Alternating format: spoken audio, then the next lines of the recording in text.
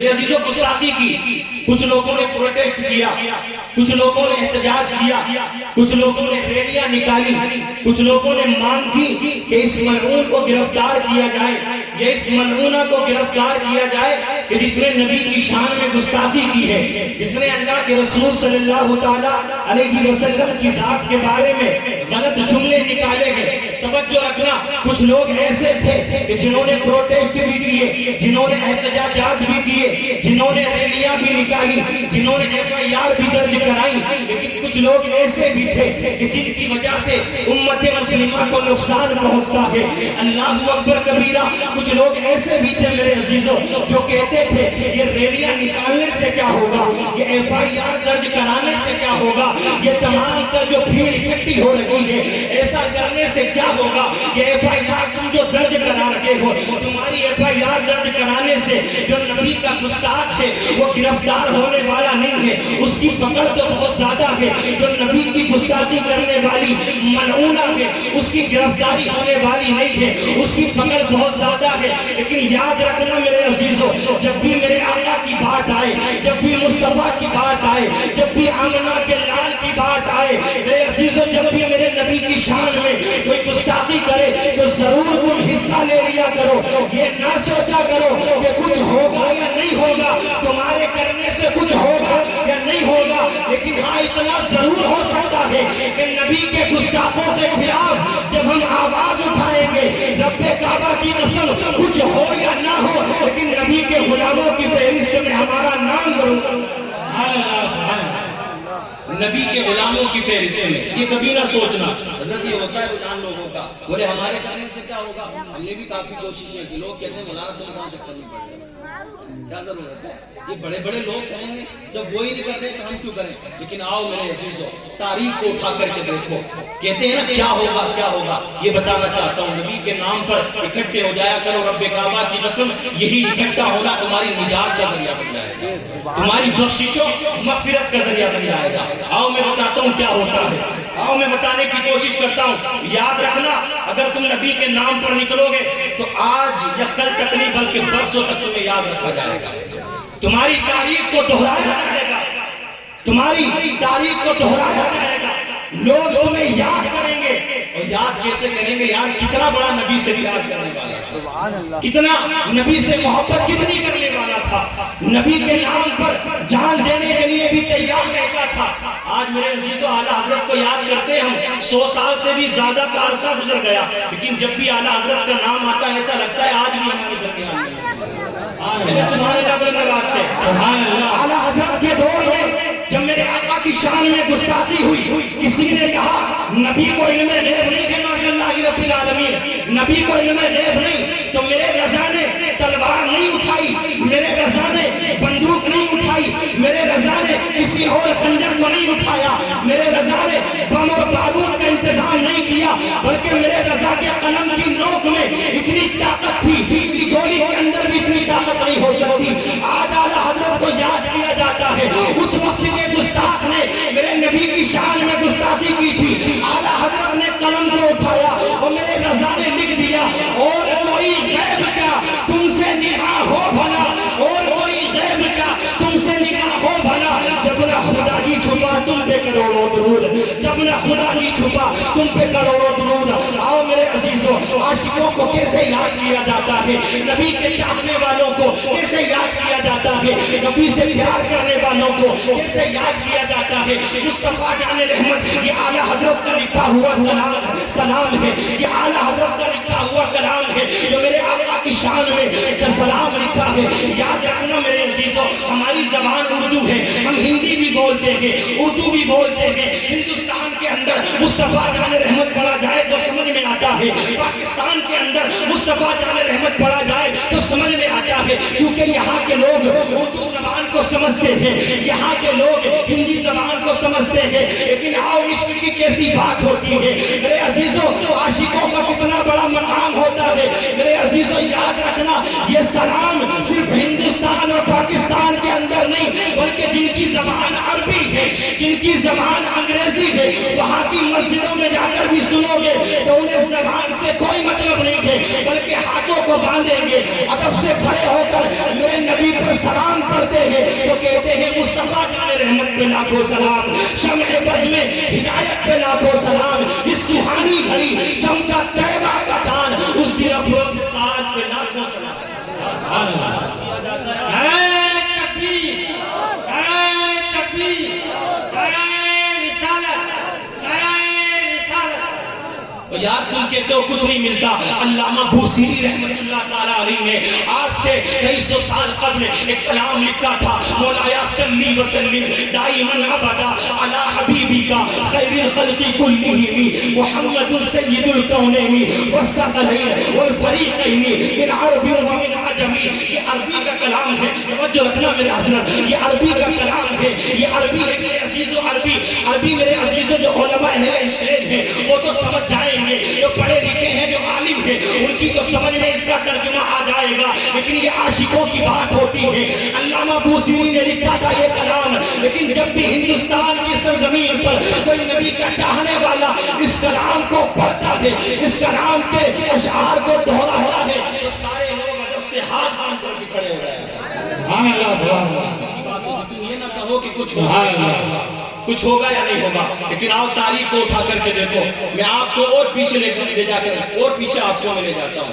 حضرت ابراہیم خلیل اللہ کے خلیل حضرت ابراہیم، حضرت اسماعیل علیہ السلام کے والد جن کے نام کی ہم قربانی کرتے ہو نا قربانی کے موقع، حضرت ابراہیم خلیل اللہ، آپ جب دنیا میں تشریف لائے آپ کی والدہ فرماتی ہے میرے شوہر نے کچھ دوری پر ایک غار کو بنا لیا تھا، جب آخری وقت آیا پیدائش کا درد سے ہوا، آخری وقت جب آیا نا میرے بیٹے ابراہیم کی پیدائش کا تو میں اس غار میں جاتی ہوں، وہاں جا کر کے حضرت ابراہیم کو جنم دیا۔ حضرت ابراہیم خلیل اللہ دنیا میں تشریف لائے۔ اب توجہ رکھنا میرے عزیزو، حضرت ابراہیم خلیل اللہ دنیا میں تشریف لائے، دنیا میں آنے کے بعد میں روایت کے اندر یہ آتا ہے حضرت ابراہیم خلیل اللہ اتنی تیزی سے بڑھتے تھے کہ عام بچہ ایک سال میں اتنا بڑھتا ہے، حضرت ابراہیم ایک مہینے میں اتنے بڑا کرتے تھے، حضرت ابراہیم خلیل اللہ ایک مہینے میں اتنے بڑا کرتے تھے۔ اب توجہ رکھنا، حضرت ابراہیم بڑھتے چلے گئے۔ میں بتانا یہ چاہتا ہوں تم نے نبی کی محفل کو سجایا ہے، تم نے نبی کا ذکر کیا ہے، تم نے نبی کا نام لیا ہے، تم نے نبی کے ذکر کا اہتمام کیا ہے۔ میرے عزیزو یہ نہ سمجھنا تمہارا بیٹھنا رائے گا جائے گا، تمہارا بیٹھنا بیکار ہو جائے گا، اس ذکر کو سجانا بیکار ہو جائے گا۔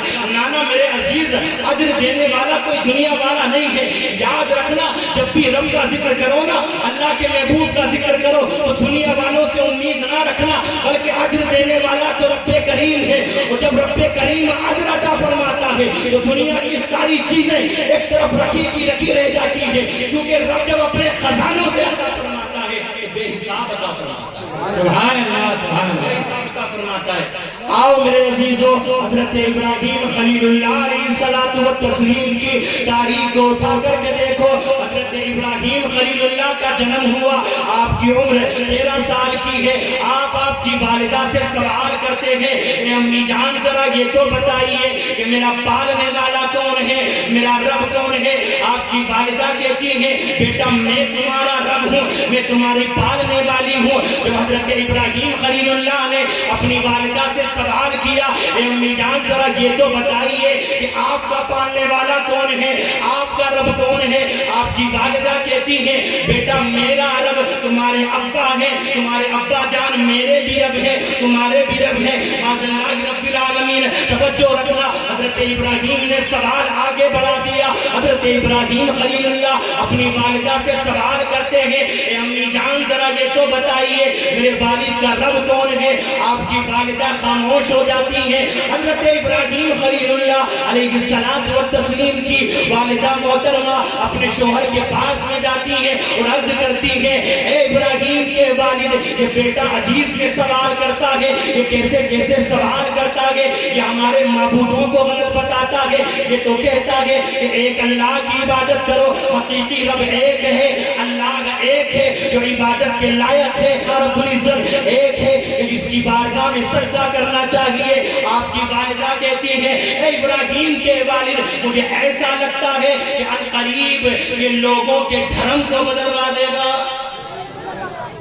لوگوں کا دھرم پریورتن کروا دے گا. وقت گزرتا چلا گیا. حضرت ابراہیم خلیل اللہ جو اس وقت میں پوجا ہوتی تھی نا وہاں پر مورتیوں کی جو پوجا ہوتی تھی, حضرت ابراہیم خلیل اللہ اس کو غلط بتایا کرتے تھے. دیکھیے بڑا لمبا پروسیس ہے, لیکن میرے عزیزوں میں آپ کو لے جانا کہا. جو لوگ کہتے ہیں کچھ نہیں ہوتا, کچھ نہیں کرنا چاہیے, ہمارے کرنے سے کیا ہوگا, وہ غور کرنا میرے عزیزوں. حضرت ابراہیم خلیل اللہ نے ایک مرتبہ کیا کیا معلوم ہے, آپ نے کلاڑی کو اٹھایا, سارے لوگ میلے میں گئے ہوئے تھے, اور آپ نے کلاڑی کو لیا, ایک ایک کر کے سارے بتوں کو توڑنا شروع کر دیا. توڑتے رہے. اس کے بعد میں میرے عزیزوں ایک بڑا بت تھا نا, یہ بڑا مشہور سا واقعہ ہے, اس کے آپ نے کاندھے پر اس کلاڑی کو رکھ دیا. اس کے بعد میں جب سارے لوگ لوٹ کر کے آتے ہیں, جب سارے لوگوں نے اس منظر کو دیکھا کہ یہ حال کس نے کیا ہے, ہمارے بتوں کو کس نے توڑ دیا, ہمارے معبودوں کو کس نے توڑ دیا, کس نے ہمارے معبودوں کو توڑا ہے. کسی کا ہاتھ کہیں پڑا ہوا ہے, کسی کی گردن کہیں پر ہے, کسی کا دھڑ کہیں پر ہے, کسی کی ٹانگیں کہیں پر پڑی ہوئی ہے. اللہ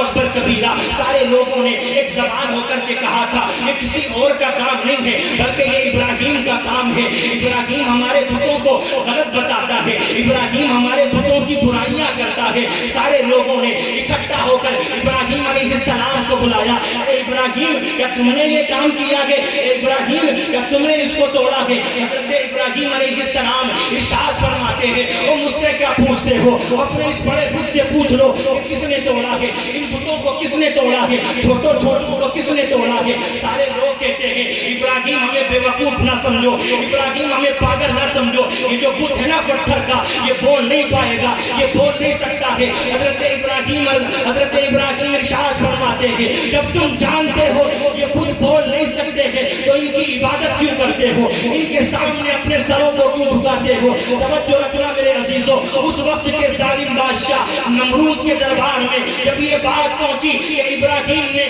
بتوں کو توڑ دیا ہے, ابراہیم نے مندر کو توڑ دیا ہے, ابراہیم نے ساری مورتیوں کو توڑ دیا ہے, اللہ اکبر کبیرہ. حضرت ابراہیم خلیل اللہ علیہ الصلوۃ والتسلیم کو نمرود نے اپنے دربار میں بلایا اور اس نے سوال کیا, اے ابراہیم یہ بتا تو نے ہمارے بتوں کو کیوں توڑا, تو نے ہمارے بتوں کو کیوں توڑا. حضرت ابراہیم نے پھر وہی جواب دیا, اپنے بڑے سے جا کر کے پوچھو اس نے کیوں توڑا ہے, اس سے جا کر کے پوچھو. حضرت ابراہیم کا مقصد یہاں یہ تھا کہ ان کے ذہنوں میں یہ بات آ جائے کہ ہاں یہ بت کچھ نہیں کر سکتے. یہاں کوئی یہ نہ سمجھے کہ حضرت ابراہیم نے جھوٹ بولا نا, یہاں یہ تفسیر کے اندر یہ آتا ہے کہ آپ نے یہ مقصد تھا آپ کا کہ یہاں پر کوئی اور چیز نہ مراد نہیں جائے, ان کے ذہنوں میں یہ بات آ جائے. توجہ رکھنا میرے عزیزوں. حضرت ابراہیم نے کہا اپنے بڑے سے جا کر کے پوچھو میں آپ کو کہاں لے جانا چاہتا ہوں. توجہ رکھنا. جب میرے عزیزوں نمرود سے جواب نہ دیا گیا, درباریوں سے جواب نہ دیا گیا, تو نمرود نے حکم دیا کہ ابراہیم کے لیے آگ تیار کی جائے. سب نے الگ الگ مشورے دیے لیکن المختصر آگ کو تیار کیا جائے. بہت بڑا کمرہ بنایا گیا, لکڑیاں اکٹھی کی گئی. میرے عزیزوں آگ کو بھڑکایا گیا. آگ اتنی خطرناک تھی کہ اگر اس کے اوپر سے کوئی پرندہ بھی اڑتا تھا تو وہ جل کر کے اس کے اندر گر جایا کرتا تھا. توجہ رکھنا. حضرت ابراہیم خلیل اللہ علیہ الصلوۃ والتسلیم کو باندھنے کے بعد میں لایا گیا, منجنیق تیار کی گئی کہ کون آگ کے پاس میں جائے گا. آگ کی لپٹیں اتنی خطرناک ہیں کوئی آگ کے قریب نہیں جا سکتا. لیکن میرے عزیزوں ایک منجنیق کو تیار کیا گیا کہ منجنیق کے ذریعے حضرت ابراہیم کو آگ کے اندر پھینکا جائے گا. حضرت ابراہیم خلیل اللہ کو آگ کے حوالے کیا جائے گا. رب کعبہ کی قسم جب آگ کو میرے عزیزوں جب آگ جل رہی تھی اس وقت میں یاد رکھنا میرے عزیزوں ایک مینڈک تھا اور ایک گرگٹ تھا. میں آپ کو بتانا کیا چاہتا ہوں, اب یہ مقصد اس کا آپ سمجھنے کی کوشش کریں. ایک مینڈک تھا, مینڈک کا کیا کام تھا, اپنے منہ میں پانی بھر کے لاتا, پانی بھرنے کے بعد میں آگ کو بجھانے کی کوشش کرتا. گرگٹ کا کیا کام تھا, گرگٹ یہ کیا کرتا تھا کہ وہ پھونک مارتا, آگ کو بھڑکانے کی کوشش کرتا, پھونک مارتا. آگ گرگٹ کو جانتے ہیں, گرگٹ رنگ بدلنے والا. اچھا اتنی خطرناک آگ کیا گرگٹ کے پھونک مارنے سے فرق پڑتا؟ بات آ رہی ہے سمجھ میں؟ اتنی بڑی آگ کیا مینڈک ہوتے کتنا سا اور اس کا منہ کتنا سا, اس میں پانی کتنا آ جائے گا. کیا مینڈک کے پانی لانے سے آگ بجھ سکتی تھی؟ بتاؤ مجھے. نہیں بجھ سکتی تھی نا. لیکن کیا ہوا, مقام کیا ملا. گرگٹ نے جب یہ کام کیا نا تو اس نے نبی کے گستاخوں میں نبی کے گستاخوں، حالانکہ اس کی پھونک سے آپ پہ کوئی فرق نہیں پڑنے والا تھا، آپ پہ کوئی فرق نہیں پڑنے والا تھا، گستاخوں کے ساتھ میں شامل ہو گیا۔ شریعت کے اندر کیا آیا، کیا حکم دیا اسلام نے کہ گرگٹ کو مارنا ثواب ہے۔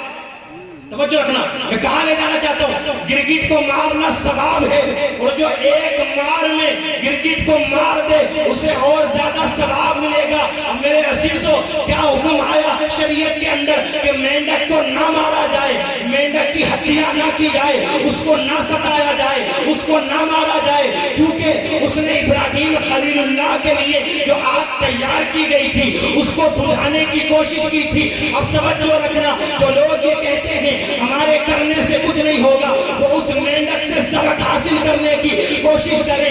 مینڈک جانتا تھا کہ میرے پانی لانے سے آگ بجھنے والی نہیں ہے، میں کتنی بھی کوشش کروں یہ آگ نہیں بجھے گی۔ اسی لیے میرے عزیزوں، جب بھی میرے آقا کی بات آئے، ناموس رسالت کی بات آئے، مصطفیٰ کی عزت کی بات آئے، نبی کی عظمت کی بات آئے، یہ مت سوچنا کہ کچھ ہوگا یا نہیں ہوگا، آگے بڑھ کے حصہ لے لینا۔ رب کعبہ کی قسم، تمہاری قبر میں بھی تمہیں کامیابی ملے گی، اللہ حج میں بھی تمہیں کامیابی ملے گی۔ نعرہ تکبیر، نعرہ تکبیر، نعرہ رسالت، نعرہ رسالت، مسلک اعلیٰ حضرت، مسلک اعلیٰ حضرت، فیضان اعلیٰ حضرت، یا غوث، سبحان اللہ، سبحان اللہ۔